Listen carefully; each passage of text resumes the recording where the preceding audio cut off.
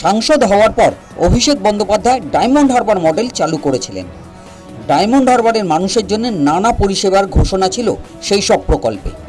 ক্ষমতা থেকে তৃণমূল কংগ্রেস অপসারিত হওয়ার পর প্রায় প্রতিদিনই প্রশ্নের মুখে পড়তে হচ্ছে ডায়মন্ড হারবার মডেলকে। একের পর এক দুর্নীতির অভিযোগ উঠছে সাংসদের বিপক্ষে। মঙ্গলবারও শ্রদ্ধার্ঘ্য প্রকল্প নিয়ে অভিযোগ উঠে এলো। ডায়মন্ড হারবারের প্রবীণ মানুষদের সাহায্যের জন্য শ্রদ্ধার্ঘ্য প্রকল্পের ঘোষণা করেছিলেন অভিষেক। এই প্রকল্পে প্রবীণদের মাসিক 1,000 টাকা সাহায্যের কথা বলা হয়েছিল।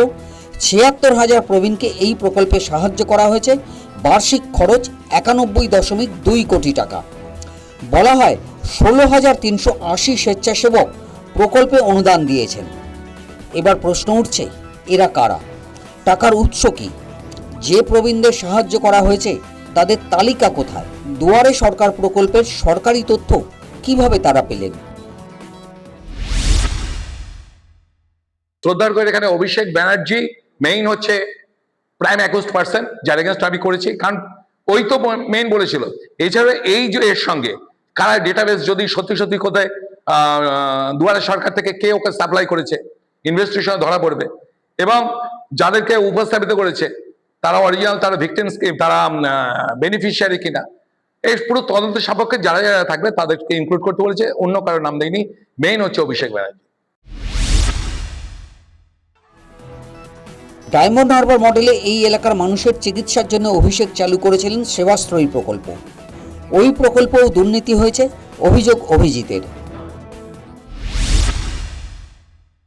আমাদের প্রশ্ন ছিল এটাই যে প্রতি মাসে যদি 1000 জনকে উনি বার্ধক্য ভাতা দেন, 1000 টাকা করে যদি দেন 76,000 জনকে, তাহলে প্রতি মাসে যে 7,60,00,000 টাকা, অর্থাৎ বছরে প্রায় 91 কোটি টাকার মতন, এই টাকার উৎস কি?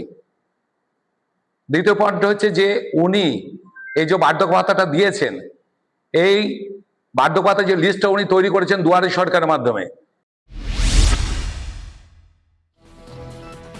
মঙ্গলবার বিষ্ণুপুর থানায় লিখিতভাবে অভিযোগ দায়ের করেন অভিজিৎ দাস। এর আগে মাটি কাটা সারদাগারের মামলাতেও অভিযোগ করা হয়েছে অভিষেক বন্দ্যোপাধ্যায়ের বিরুদ্ধে। তাহলে কি ডায়মন্ড হারবার মডেলের নামে আসলে টাকা সরানো হয়েছে? এত টাকা কোত্থেকে এলো? সরকারের সমান্তরাল প্রশাসন কি চলতো ডায়মন্ড হারবারে? উঠছে এই সব প্রশ্ন। News time.